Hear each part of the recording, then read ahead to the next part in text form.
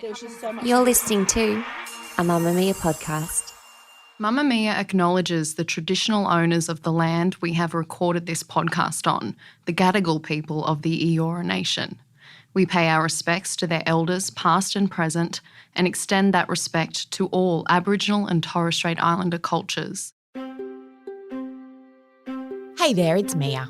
I'm just jumping into your feed because if you live in Australia, we have a new Prime Minister. His name is Anthony Albanese, and he grew up as the son of a single mum in public housing. A few months ago, our new Prime Minister, back when he was the opposition leader, sat down with me for an interview on No Filter, and we didn't talk about politics.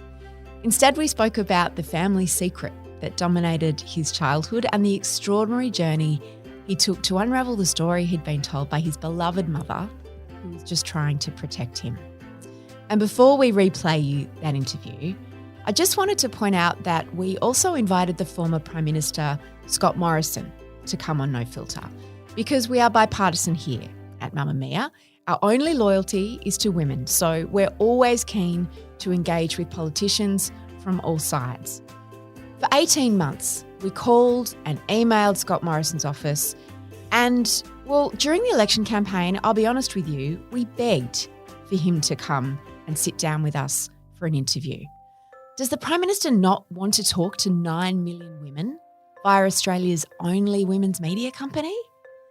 It was baffling to us, to be honest, because we could see how many other podcast interviews and radio interviews and public appearances he was doing with children and babies. He even went on a kids podcast, even though kids can't vote. And you know what we were told as recently as 2 weeks ago?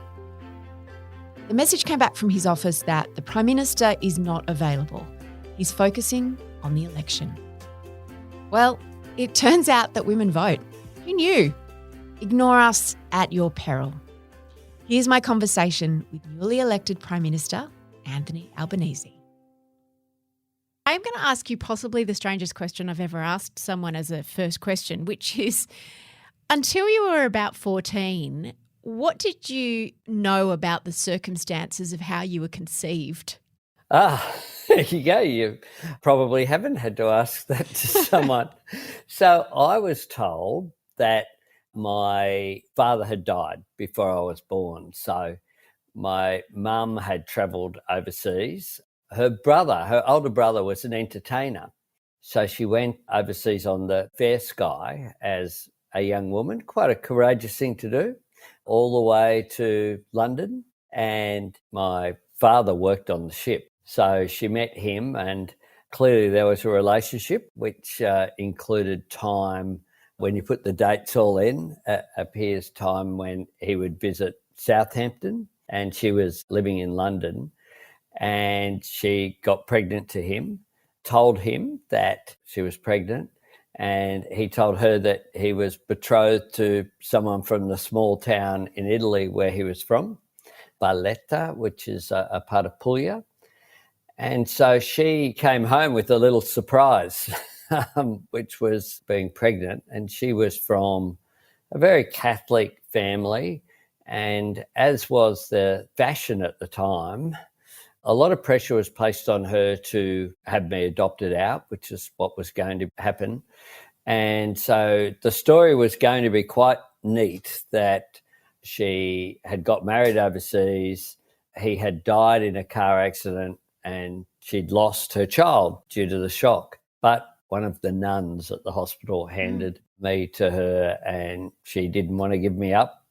So she didn't, but she adopted his name. I was given his name, Albanese. Why is that? Why did she decide to do that? Because it was a part of, I guess, the story that had been created for how this woman who wasn't married was pregnant around the public housing estate where she lived in Camperdown.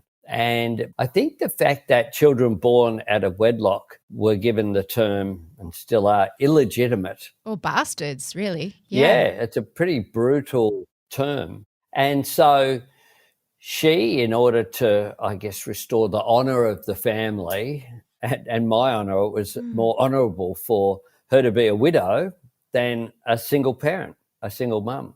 How old was she when she had you, when she got pregnant? She was 27, so she'd always had quite a tough life. She had scarlet fever as a child and she was always just not very well.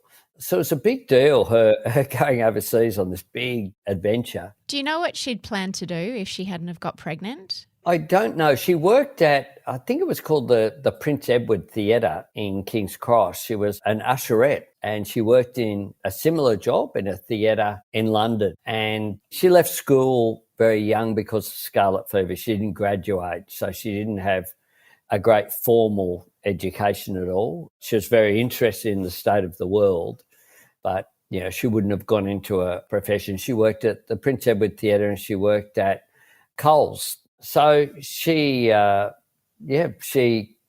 When I was born, she came back from overseas, moved back to where she'd always lived at home with her father and mother there in Pyrmont Bridge Road, Camperdown.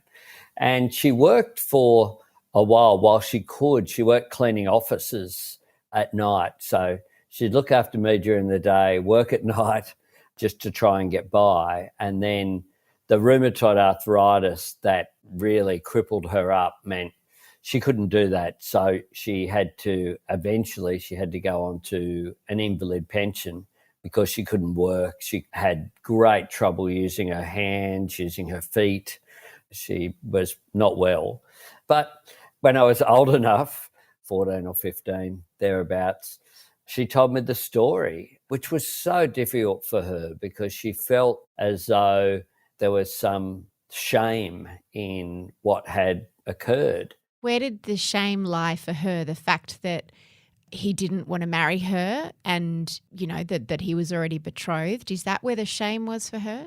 I think just the fact that she'd had a child out of wedlock and that wasn't still a done thing. So it was the 60s, right? That's right. I was born in 1963. It just wasn't what good Catholic girls did. So it was this real pressure. And then the fact that I'd been told this story, and it must have been really difficult for her when people asked this little boy, what happened to your dad? I'd say, well, he died in a car crash before I was born.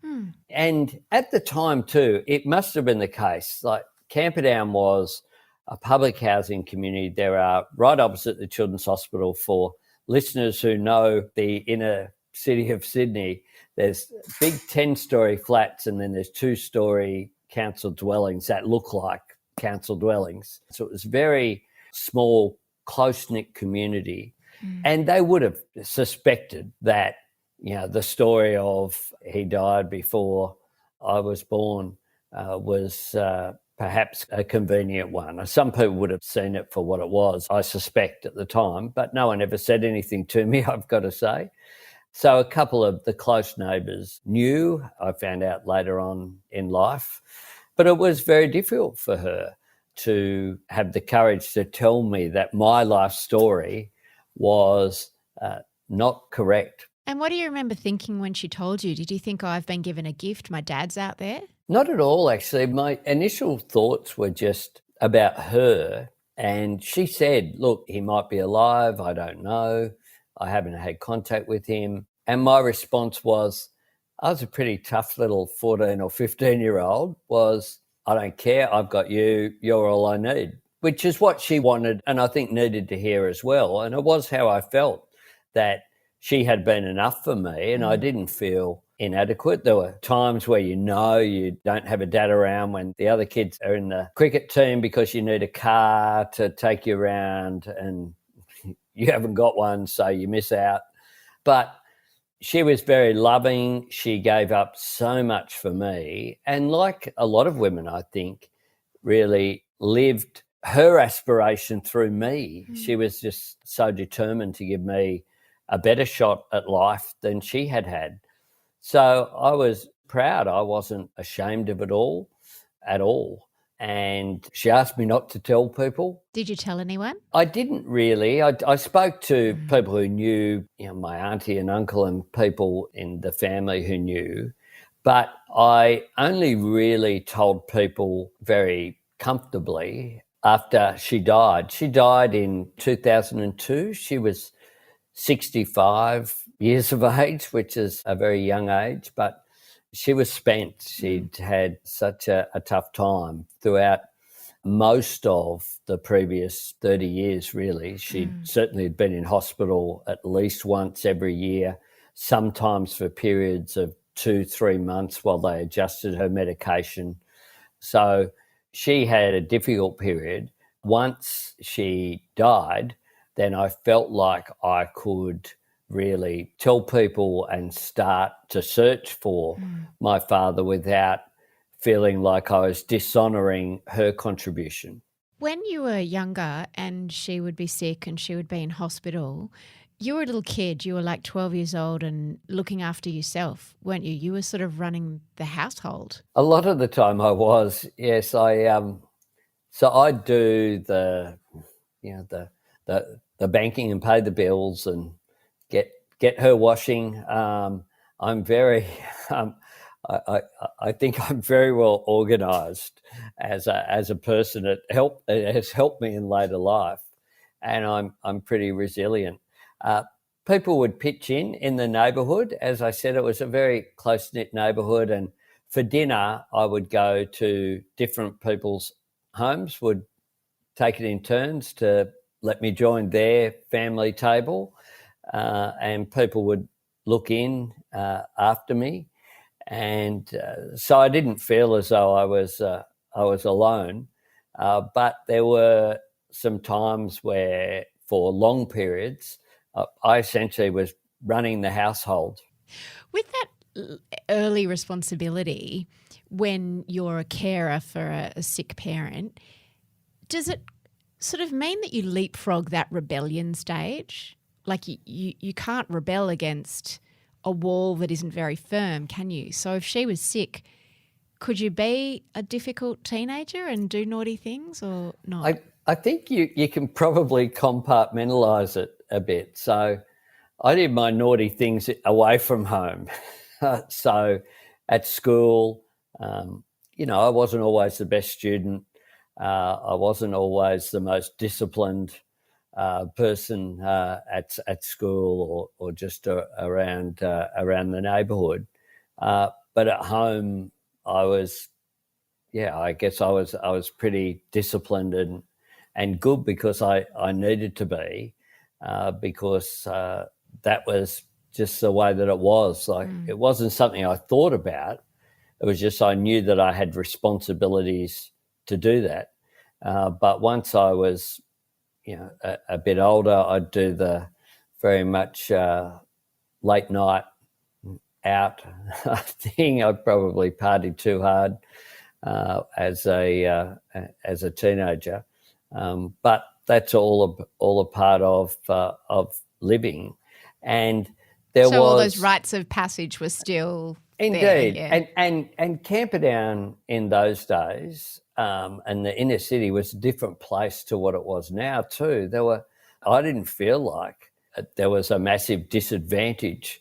I felt like lots of people had issues. There were lots of people who didn't have mum, dad, and the nuclear family. There was a significant drug issue around Camperdown at the time, and kids were getting into trouble with the law. There were real issues that people were dealing with. So I just dealt with what was in front of me.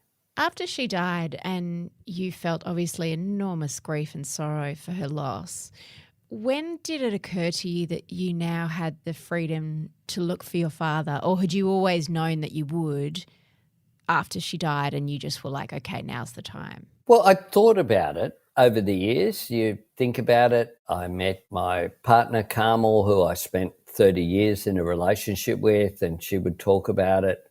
When my son came along, Nathan, and he took the name. And when I got elected to Parliament in 1996, I have Leichhardt and Haberfield, which are two of the most Italian areas in Sydney around. And members of the Italian community would say, "Where's your family from?" And I'd say, "Naples," because that's what I thought was the case.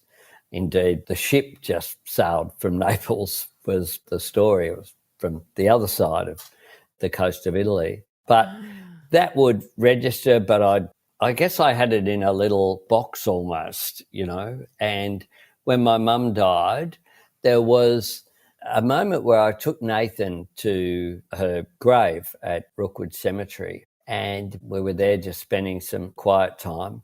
My mum was pretty well organised too. She picked the slot and had paid for it all at, I think it was like 50 cents a month or something for years. Oh, wow. So it was under a tree at the Rookwood Catholic Cemetery there. And he said to me one day, so he was a little boy, like it was a couple of years after she died, he was like 4 or 5. And he said, where's your daddy? And I just felt like for him as well, an obligation to not say to him, oh, Naples, as if I knew, or the truth, which was, I don't know. It wasn't fair on him either. And as you get older as well, I began to more feel as though I needed closure on that sense of identity and needed to know what had happened a bit more. And so I started to search somewhat unsuccessfully. How'd you go about it? Did you have a name? Well, I had a name. I had his name, Carlo Albanese. I had a search through the National Archives that showed the ship entry of him coming into Australia. We found that.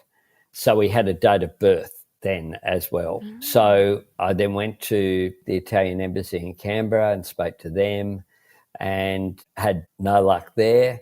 And then Amanda Vanstone was appointed the Australian ambassador to Rome, and I had a meeting with Amanda. I knew her as a minister in the government, and I sat down with her and said, there's a very private matter I need to talk to you about. And she was great.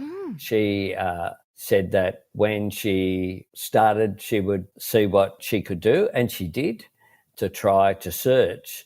But in the end, it happened through completely fortuitous luck of, I was the transport minister. I knew Anne Sherry was the head of Carnival Cruises, and Fair Sky were a part of the Sitmar cruise line that had been bought by P&O, that had then been bought by Carnival. So essentially there was a link there. And so I was meeting with her one day and I said, can I talk to you about something that's a non-business thing? Would there be any way and that you would be able to know? And in the end, it came about through a wonderful man who I got to meet later on, who was a maritime historian. So she spoke to him, unbeknownst to me. Oh, wow. Spoke to him and said, what do you reckon? And so he was in Genoa and he was going through their records and just found basically his personnel file and the equivalent of superannuation. And so had an address for him. And that was in 2009. So this was, I was pretty busy. I was a minister in the government. So I'd spend a bit of time searching and then life would take over. But I was, I'll never forget, I was in the old Commonwealth Parliamentary offices as a minister. I was about to chair a ministerial council meeting down at the Hilton Hotel in Sydney. Was to be a dinner of all the ministers. And I had a phone call and it was Anne Sherry, and she said, we've found him. And it was just overwhelming because I didn't think it would happen. It was a needle in a haystack. Italy's not the best for records, it's got to be said, to try and find someone. And it was just extraordinary luck. I'm Mia Freedman and you're listening to No Filter with Anthony Albanese. So what did you do next? I went through a process whereby I was due to be in Italy that was around about October, and I was there was an International Maritime Organisation conference in London I was going to, and I had meetings scheduled with Minister Tajani, the Transport Minister for Europe, was scheduled to meet with me in Italy, in Rome, which is where he was from. We'd met 3 months earlier in Brussels, we were trying to put together an Australia-EU air traffic agreement. And so I was due to be in Italy in December. So there was a sense of urgency of trying to see if there was contact, if he was alive, what the story was. The embassy assisted in just writing a letter saying that I was Mary Ellery's, which was her name, son, and I understood that you knew him, and I'll be in Italy, and if you have the opportunity, I would like to meet you on the specific date, because I didn't have options around it. And I'd been relaxed about it my whole life. By this time I was 46, but I had this absolute sense of urgency.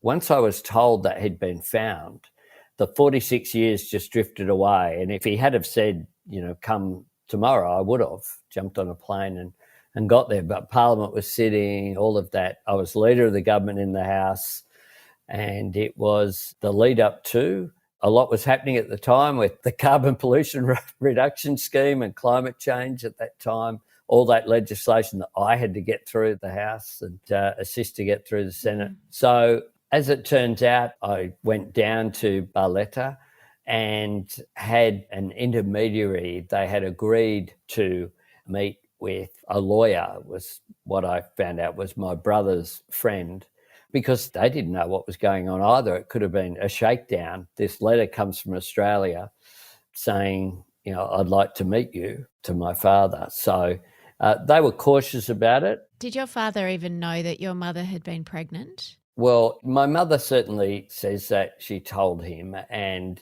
that stacks up. When eventually we met, he walked in to I had a meeting with the lawyer. I said, look, this is who I am.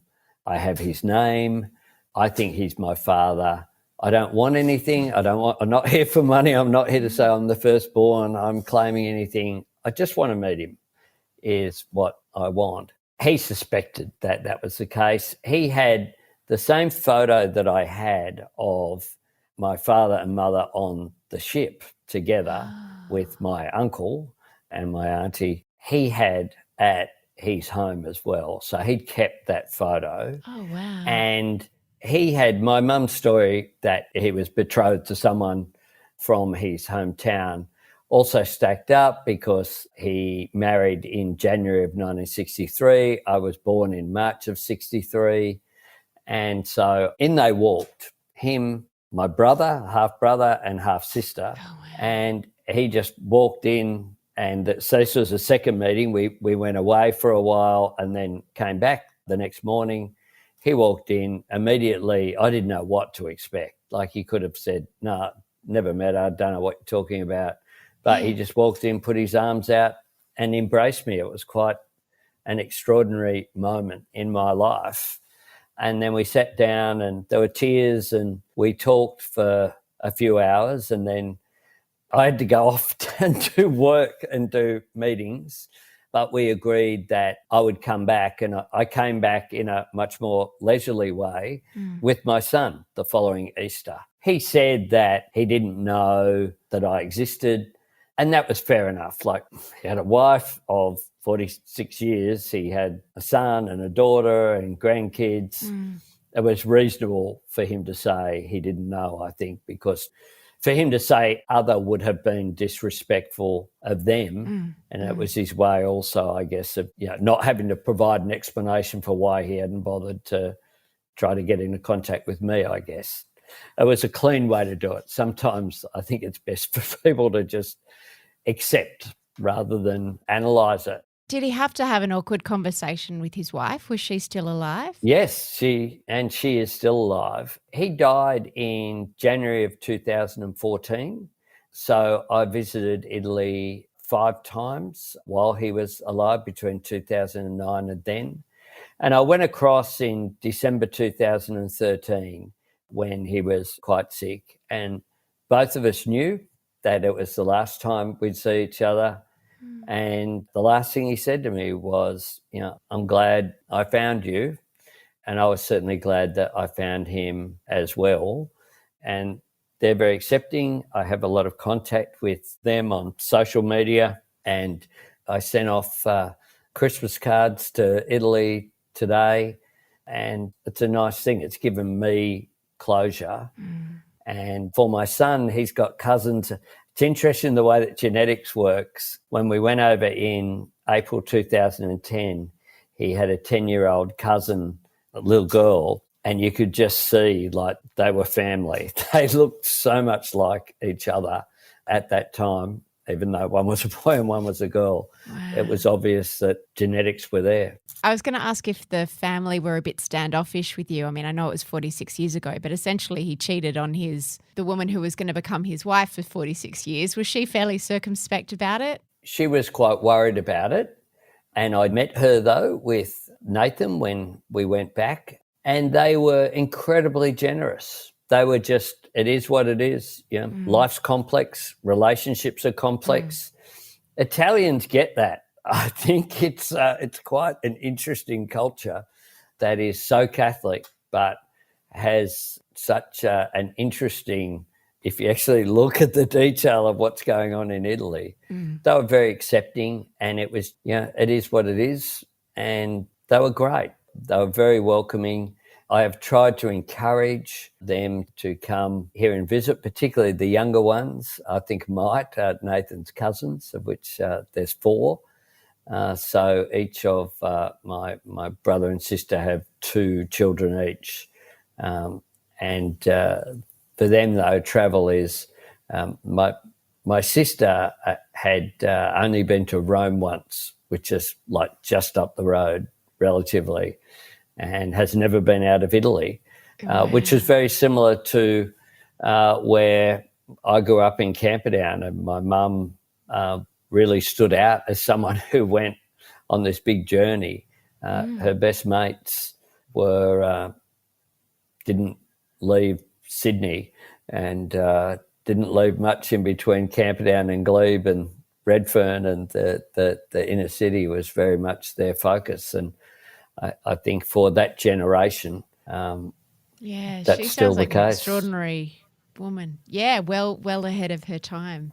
She had such a sense of adventure, actually. She was quite an extraordinary woman for someone who, left school very young, didn't have any formal education, but she'd watch, documentaries on TV. She installed in me a passion for learning. She would buy, books is what I had from a very young age. And she also had this sense of fun about her as well. So she, even though she wasn't very well, she would, at Christmas Day, there was just me and her, but our house was open. Everyone was open to come around. And my mum didn't drink. So Christmas Day twice, we ended up in Royal Prince Alfred Hospital because she would have a drink on Christmas Day. And it just, because she wasn't well, she fell over once. And she, so it just wouldn't work out very well. But I wouldn't worry her. She was incredibly resilient, and she never complained about anything. She just had this absolute sense of joy of life, and she had what we had in terms of getting by. When she died, she would have put money away every fortnight. Out of the pension would go money for rent, money for bills. You used to buy stamps and put them in a book, and that's how you'd pay for your electricity bill or your phone bill, various things. And she'd do that at the post office. And she was incredibly well organised and disciplined to get by, to survive. But when she died, she was like 6 weeks ahead in her rent. And Grace Brothers, or Myers as it had become by then, had to send her money back because she was ahead on her Myers account like they owed her money. Like it was only like $20 or something. So she never ever had anything in the bank, but everything was on lay-by and everything was paid for on time. But no debts. But no debts. And so she had this sense of, she had a sense of who she was, and she was proud about who she was, and she deserved to be. When your partnership with Carmel, I don't know if you were married or whether you were just partners for many years. 30 years we were together. We got married when Nathan was coming along. When that ended and you found yourself in your 40s, single, how do you date when you're the leader of the opposition and everyone knows who you are? Carefully. How do you get back on that horse? Carefully is, I think, the correct answer. I guess you know a lot of people. You can't be on the apps. No, you can't do any of that, nor does that appeal to me, frankly, at all. No Tinder for you, no Hinge, not even Raya. None of the above. Although it has been written up in one publication that that's how I met someone, which is rather bizarre, which was a joke that was told but written up as if it was serious. Look, I was devastated when my relationship ended, that's the truth. So it took me a while to recover, but I saw people who I knew, I guess, and who I trusted, and it meant that I also threw myself into my work. But I did a good thing, which was the relationship ended on New Year's Day, and I didn't see it coming. So I had to just accept the decision rather than try to understand it and accept Carmel's right to make that decision. I went to London and Portugal and had fun there and caught up with people and went to see a couple of shows, and just getting away for my mental health. I came back much better. I came back and then threw myself into the election campaign. And have you got a partner now? I was going to say girlfriend, but it sounds faintly ridiculous at our age to be talking about boyfriends and girlfriends. It does at that age. Yes, I do. And we met at a function. It was a dinner I was speaking at in Melbourne, and I got the person who introduced me sledged my support for South Sydney. He said, good bloke, but he's got this problem. Bad footy team. And so I did the random South guy thing of there's always a South supporter in any group in the world, wherever you are. There'll I be did not know that. A South thing. So there's a hashtag on social media, random South guy, where it'll be the Wimbledon tennis or the US Masters golf. There'll be someone wearing a South cap or a South jumper, or it's a thing. It's right. a bit strange, but it's a thing. And so I said, there's always a South supporter out there. And a woman who turned out to be Jodie yelled out, "Yeah, out the Rabbitohs." And so when I went round the table, as you do, and met everyone, when you're the guest speaker, I tried to meet everyone at the dinner, I met her.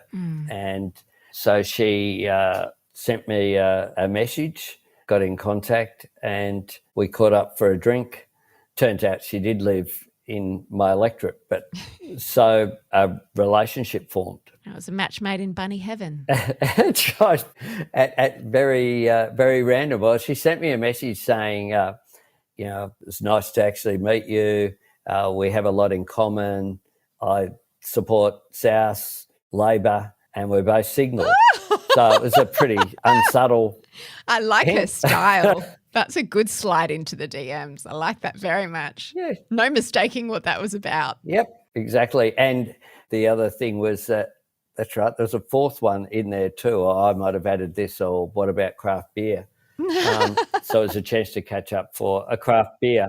But I took it very carefully because I was being very careful because of the position I hold. It wasn't like I could just, go to a bar or swipe left or right or whatever it is. The apps thing, which is what people do. No, not on at all. The other thing I remember very distinctly about you is when you got braces as an adult. You've done some interesting things as an adult, Albo. Found your dad, you got braces. Why did you decide to get braces? Was it part of a glow up after your divorce? No, it was before then. It was well before then. And it was in part because I've got my two middle teeth. My cousins are all a bit the same. My cousins on my mother's side have less teeth than what you're supposed to have, baby teeth and other teeth. So I didn't have as much teeth to begin with. And then I lost a couple. So in part it was like, oh, I've really got to do something about this. And I could have done something temporary or done something permanent.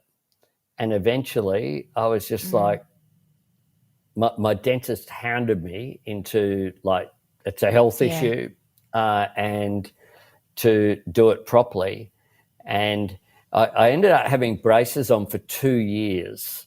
And if I had to have known it was 2 years, I mightn't have done it. They did say, oh, it'll be about 6 months. I haven't been asked about the braces for some time, but something that I'm quite pleased about is the number of people over the years who've come up to me and said, I got my teeth fixed because I saw you on TV in Parliament, you know, aged in your early 40s, I was.